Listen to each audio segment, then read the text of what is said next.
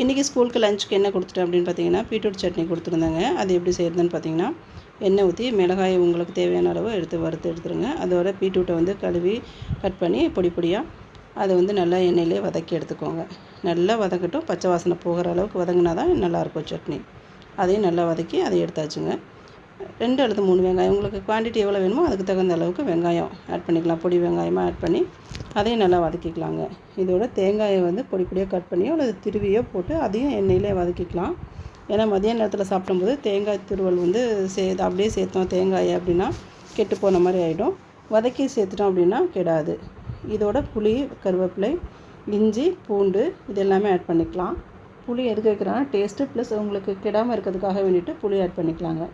இது எல்லாத்தையும் சேர்த்து ஒரே வானலில் வச்சு வதக்கிக்கலாம். இதுக்கு தேவையான அளவு உப்பு ஆட் பண்ணிக்கலாம். இதோட மீடியம் சைஸ் தக்காளி 3 ஆட் பண்ணி வச்சுங்க. பொடியை கட் பண்ணிவிட்டு இது புளி வந்து ஒரு சின்ன சைஸ் லெமன் இருக்கு இல்லையா, அந்த அளவுக்கு மட்டும் புளி ஆட் பண்ணியாச்சு. இது நல்லாவே வதங்கிட்டோம். மதியம் 12-1 மணி அளவு தாங்கணும் இல்லையா, அதுக்காக விட்டுட்டு நல்லா வதக்கிக்கிட்டோம். இப்போ இதோட இதை நல்லா வதக்கி எடுத்துகிட்டு அதை பீட்ரூட்டோடு சேர்த்து ஆற வச்சிடலாம்.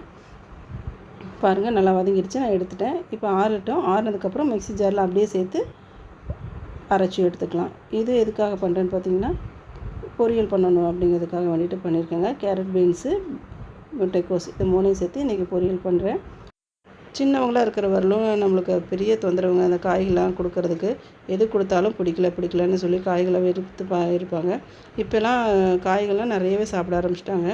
என்ன காரணம் அப்படின்னு பார்த்தீங்கன்னா, பெருசாக அவங்களுக்கே ஒரு புரிதல் வந்திருக்கு. அது மட்டும் இல்லாமல் ஃபேஸ் நல்லா பிரைட் ஆகுது, கொஞ்சம் ஹேர்லாம் கொட்டதெல்லாம் நிற்கிது, க்ரோத்திங் நல்லா இருக்குதுன்னு சொல்லி அவங்களுக்கே இப்போ தான் ஒரு புரிதல் வந்திருக்கு. அதனால நல்லாவே சாப்பிட்றாங்க இப்போ வெஜிடபிள்ஸ் எல்லாமே சாப்பாட்டை விட. அதுக்குள்ளே சூடு ஆறிடுச்சுங்க. பீட்ரூட் சட்னியை நான் அரைச்சிட்டேன், மிக்ஸி ஓட்டி எடுத்தாச்சு. இப்போ சாப்பாடோடு கலந்துடலாம். ஸ்கூலுக்கு டைம் ஆச்சு அப்படிங்கிறனால கொஞ்சம் நான் வேகமாக செய்ய வேண்டியதாக இருந்துச்சு. சூடாகவே நான் கிளறிட்டேன். சூடாக கிளறும் போது பார்த்திங்கன்னா கொஞ்சம் சாப்பாடு குழண்டு போன மாதிரி ஆகிடும். அதனால் இப்போ டைம் இல்லாதனால நான் அப்படியே கிளறிட்டேன். ஆற விட்டு கிளறினா இன்னும் நல்லாவே இருக்கும். பீட்ரூட் சட்னிலையும் நான் 3 பீட்ரூட் போட்டிருக்கேன் மீடியம் சைஸாக. அதனால் அதுவும் ஹெல்த்தியான ஒரு ஃபுட்டாக இருக்கும், கலர்ஃபுல்லாகவும் இருக்கும். அடுத்தது பார்த்திங்கன்னா வெஜிடபிள்ஸும் நிறையவே ஒரு பாக்ஸ் ஃபுல்லாமே போட்டு கொடுத்துருக்கேன். அதனால் மார்க்கெட் போனால் காய்கறிகளை ஒதுக்கி வாங்க வேண்டிய அவசியமே இல்லைங்க. இனிமேட்டு எல்லாமே வாங்கிட்டு வரலாம்.